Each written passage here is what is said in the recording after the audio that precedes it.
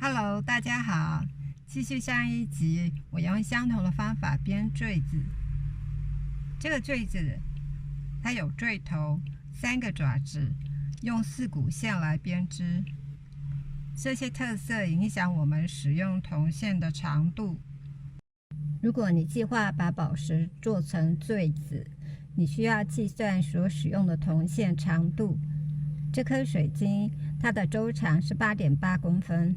我用2条20G 的铜线对折成4股线，红色的线要做3个爪子、坠头和固定结构，是31.6公分；蓝色的线只需要做坠头，所以只有23.6公分。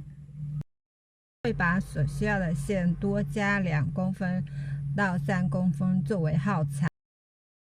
我们用26G 的铜线编织。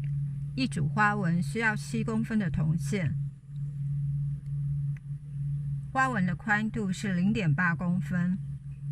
把水晶的周长8.8公分除以0.8，我们大约需要77公分长的铜线。